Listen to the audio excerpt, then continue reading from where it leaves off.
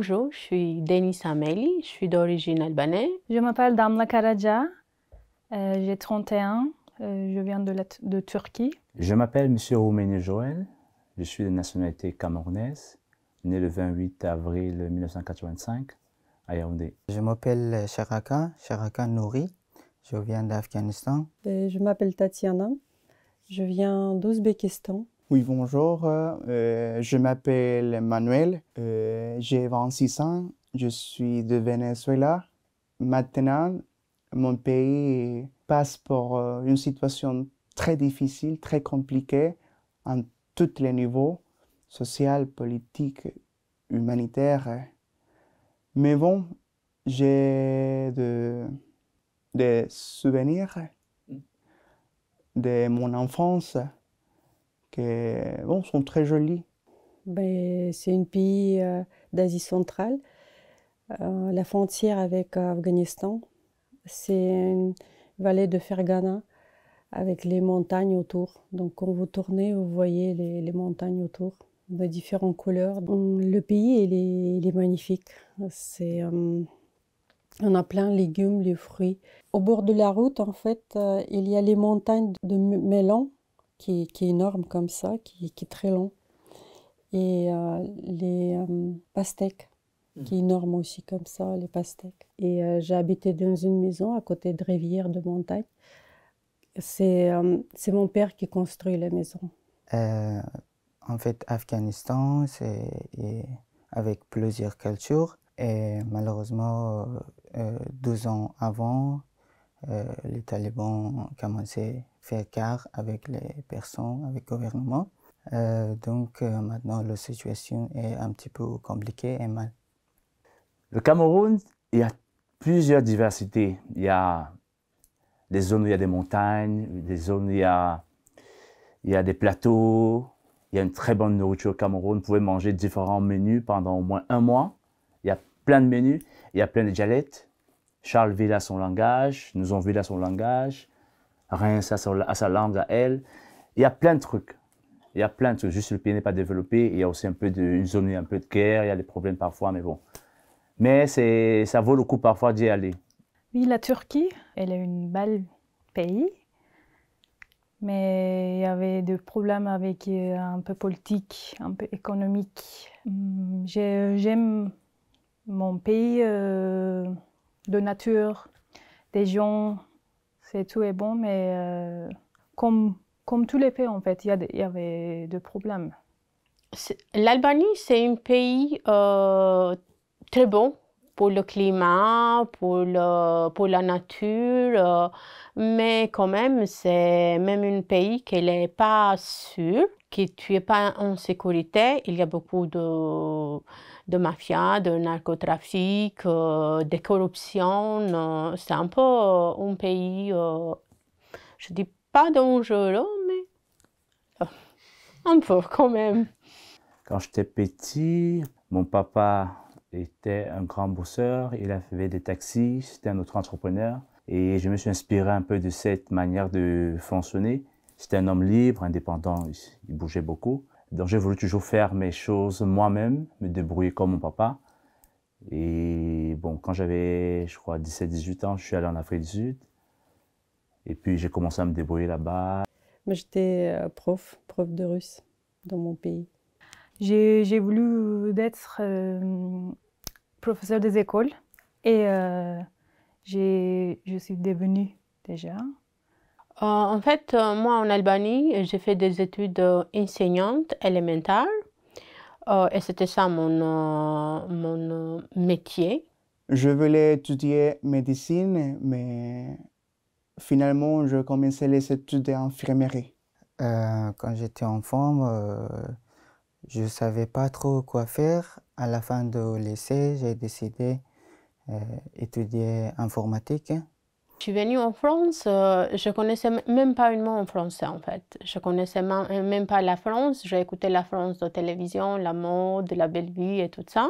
Ma vie se passait pas très bien et j'étais obligée de venir en France. En fait, je partais dans une situation que j'avais peur de rien en fait. Je dis je vais sauver mes enfants et c'était comme ça. J'avais plus peur en fait.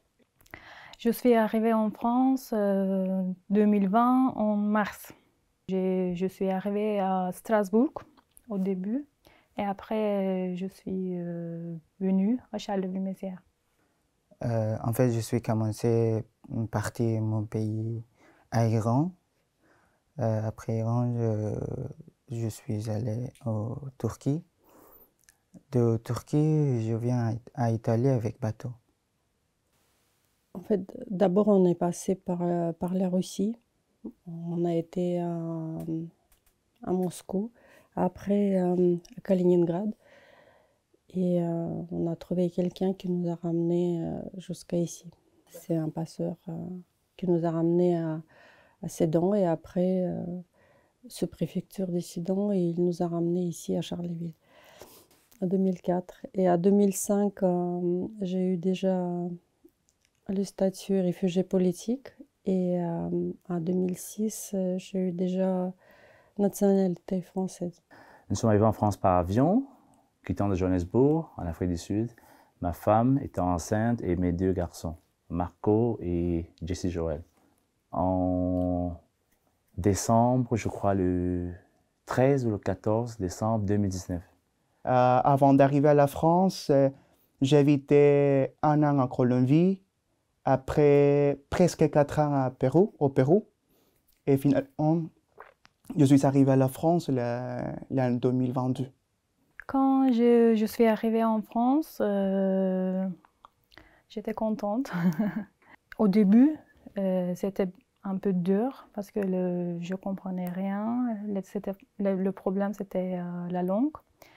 Mais après, les gens, j'ai vu que les gens, ils sont très gentils et ils m'ont aidée. Ça fait peur. Ça fait peur parce qu'on ne parle pas la langue. Et en plus, j'ai 2 enfants. Mais pour eux, c'est tout nouveau et je pense que c'est ça qui m'a aidé c'est eux qui m'a aidé à vivre cette situation. Parce qu'ils trouvent toujours quelque chose où, par exemple, on marche dans la rue, donc ils marchent dans les cacas de chiens. Chez nous, ça n'existe pas en fait. Il faut toujours... eux, ils regardent partout parce que c'est intéressant, ils voient tout ça. Mais au pied, on ne regarde pas, on n'est pas habitué on n'a pas de chiens comme ça, qui fait caca dans les rues. Et donc, il faut rentrer toujours à la maison, nettoyer les chaussures. Et oh, c'est encore dégueulasse. Mais regarde les pieds. Ben non, c'est intéressant, je vais regarder tout ça. Au début, j'étais content parce que je suis venu, c'était un succès pour moi, pour arriver en Europe. Et puis, après quelques jours, quelques semaines, mes amis, mes familles un petit peu m'ont manqué. Et aussi les difficultés de la langue. C'était un petit peu compliqué. Ça me faisait peur parce que j'ai vécu toute ma vie dans une petite ville et le lendemain, tu te trouves dans une grande ville où il y avait beaucoup de choses. Ça me faisait un peu peur, mais après, je suis habituée et j'aime bien la France. Et je dis toujours merci à France pour la possibilité qu'il m'a donnée pour recommencer ma vie avec les enfants. Venant d'un pays colonisé par la France, nous parlons déjà français. J'ai appris l'anglais en Afrique du Sud. C'était un peu plus facile pour moi de m'adapter par rapport à mon épouse parce que je parlais déjà la langue française. Et bon, déjà les Français, c'est des gens gentils, c'est des gens doux, c'est des gens qui sont plutôt calmes. Ils ne sont pas rough, comme on dit en anglais, comme dans d'autres pays. Pour moi, je n'ai pas eu de problème. C'est joli, c'est magnifique.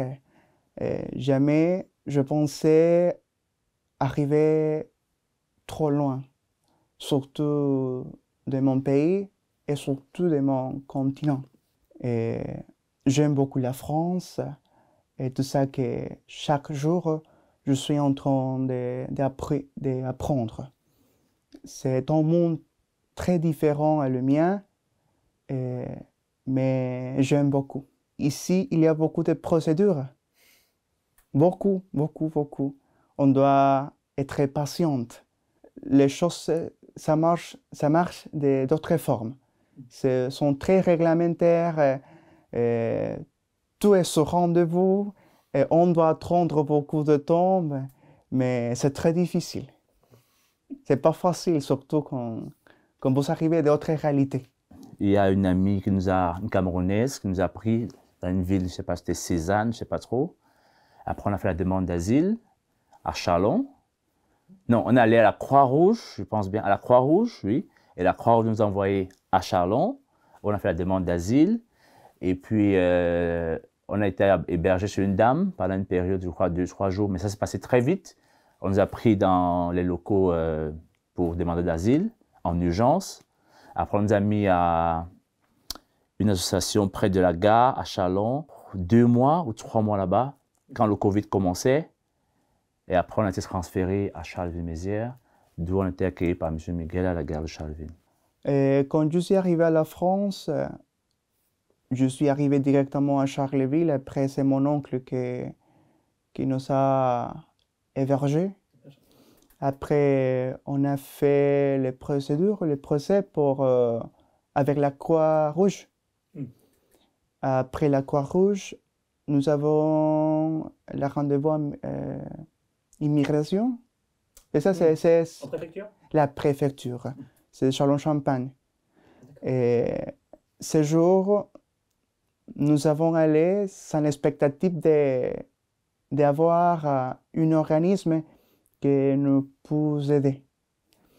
C'est comme ça qu'après de passer pour toutes les procédures, on est arrivé à le petit cabinet. Il a dit, est-ce que vous avez, ou vous voulez un appartement ou la possibilité de rester en quelque endroit? Quand je suis arrivé en France, j'ai demandé asile à Paris. Après attendre 2 semaines, je suis allé à Nancy. J'étais là-bas pendant un mois et demi. J'ai été connu normal. Donc, je suis venu chez Cador à Charleville. En fait, quand on est arrivé même jour à Sedan, donc sous-préfecture, il nous a expliqué en montrant comme ça qu'il y a un chauffeur qui... Donc on ne comprenait pas parce qu'ils ont parlé français. Et donc un monsieur qui est venu, il nous a pris pour ramener jusqu'à la préfecture de Charleville. Et après, c'est une fille qui travaillait en CADA et elle est venue nous chercher. C'était le premier jour que je suis arrivée en train. J'avais peur parce que je ne connaissais pas du tout le Charleville. Et c'était Mélanie avec Miguel qui m'a attendu. Et quand j'ai vu Mélanie, je pensais qu'elle était de ma famille. Tu vois, c'était une personne que je ne connaissais pas du tout. Et elle m'a donné l'impression que c'était ma famille quand je suis venue en France. Et en Charleville, c'était une sensation que je ne vais oublier jamais. CADA, ils m'ont aidé pour les papiers, tous les papiers. J'ai appris avec eux comment faire. On n'est pas habitué aussi de rendez-vous fixés à l'heure. En fait, chez nous, si on est malade, on va à l'hôpital ou voir un médecin, mais on n'a pas de l'heure fixe de rendez-vous. Donc, on va à n'importe quel moment et voilà, on attend en file d'attente. Et ici, c'est toujours les rendez-vous fixes et on oublie. Et des fois, Miguel, il toque à la porte ou les autres assistants sociaux et il dit ben, rendez-vous chez le dentiste. Ah oui! Bon, la période qu'on a fait au Canada, on a fait, je crois, 2 ans au Canada. Et pendant ces 2 ans, j'ai fait un peu de bénévolat pour m'occuper à Nozonville avec Madame Annie. Le Canada nous a suivis, M. Miguel était toujours là, les visites médicaux. Ma femme était enceinte, ce n'était pas évident. Ils nous ont toujours assistés, ils nous ont toujours accompagnés. Et toutes ces choses-là m'ont fait développer encore plus, ça m'a ouvert les mains encore plus d'aider encore d'autres personnes. Parce que dans la vie, si on t'aide, il faut penser à aider d'autres personnes. J'ai ouvert mon magasin et j'ai aussi créé une association non lucrative au Cameroun. La première chose que j'ai appris, la langue française. Premier cours, en fait, c'est rigolo parce qu'il a dit ben, on va commencer par les gros mots. Parce que si vous prenez le bus et quelqu'un vous dit, voilà, ta gueule, et vous souriez, donc c'est pas bien. Et après, il ouvre la fenêtre, il crie, ta gueule. Pour l'insertion, je crois que dans les quartiers, et après c'est dans la société française, dans la culture française, avec beaucoup de cours de français et plusieurs activités récréatives, je peux dire. Ça veut dire faire des sports, ou surtout connaître les endroits de la ville, les musées. Et on a fait la visite à l'école des marionnettistes. Et après, le musée des Ardennes, le mont des Quatre-Épisements, oui. On a visité des musées, du théâtre et le château de Sedan. Ça m'a aidé pour m'intégrer en France. Et après d'une visite, il ne restait pas là, sinon que nous tournons pour voir qu'est-ce qu'on a appris de tout ça. En fait, on n'était pas tout seul au Cada. C'est plein de nationalités. Par exemple, les Tchétchènes, je ne connais pas du tout qui est au Cada. Donc, on était comme une famille, en fait, tous ensemble. On a été bien accueillis, on a été orientés. C'est plutôt les démarches pour les écoles, pour la santé aussi. Parce que premier jour de l'école, mon fils, il a cassé le bras. Il a joué avec les enfants et il a cassé le bras. Donc, on a vu les médecins. Après, on a été... Ben, c'est le barrière de langue qui nous a fait qu'on ne peut pas être sans CADA. En fait, c'est moralement aussi, ils m'ont aidé. Ils étaient tout gentils. C'était important pour moi parce que j'ai quitté mon pays et c'était dur d'abord. C'était dur au début de vivre un autre pays. Je ne connais pas des gens, je ne connais rien du tout en fait. Mais ils m'ont aidé pour tout. J'ai un travail, je parle français. Cada, elle a fait tout pour moi en fait, parce que c'était, je te dis, c'était la famille, c'était l'école, c'était mes amis, c'était tout. Et la personne que je suis maintenant, c'est grâce à Cada et les assistantes. Maintenant, j'habite à côté de Cada, je n'ai pas changé encore le monde. J'habite à Ronde-Couture, à Charleville. Et je travaille comme animatrice en centre social André d'Hôtel. Je fais de traduction pour OFI et je fais le sport. C'est une vie. Je travaille depuis en février 2021. Je travaille dans un atelier de couture à Bonny-sur-Meuse. Maintenant, j'habite à Moncy-Notre-Dame. On a construit une maison. J'étais mariée avec un Français. On voyage beaucoup en France, que j'aime bien la France. C'est le pays magnifique. Et maintenant, je travaille à l'hôpital. Je fais le ménage. C'est pas facile physiquement que c'est difficile, c'est moralement. On voit les gens qui partent et j'essaie toujours de parler d'autre chose, de même mon pays, des choses comme ça, ce qu'on fait. Et je vois que les gens ils sont contents de parler avec moi. Des fois, ils disent même merci pour... voilà. Et je pense que c'est pas mal ce que je fais. C'est pas que le ménage, en fait. J'ai commencé à travailler en Neuroto. J'ai travaillé pendant 5 mois ou 6 mois. J'ai eu un CDD que j'ai renouvelé un peu. Mais pendant que je travaillais en Neuroto, c'est là que j'ai créé mon entreprise. Donc, mon entreprise s'appelle Chiquita Pawn Shop et c'est situé aux 2 rue Bourbon, à la place du Cal. On fait dans l'achat-vente, tout ce qui est occasion, et les ordinateurs, les téléviseurs, tout ce qui est occasion. Et j'ai commencé à faire aussi des véhicules d'occasion, les vieux véhicules pour le moment à mon petit budget.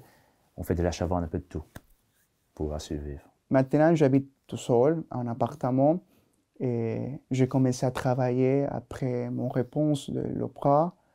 Heureusement, j'ai 6 mois en train de travailler. On travaillait. Et maintenant, je travaille comme auxiliaire de vie sociale. Le travail d'auxiliaire de vie, c'est la personne qui s'occupe, bien sûr, d'aider la personne pendant la journée ou pendant sa vie. Et normalement, pendant la matinée, on fait la toilette à la personne, on prépare le repas, on peut faire aussi les courses, ou aider à faire quelque chose qu'il est habitué à faire d'habitude.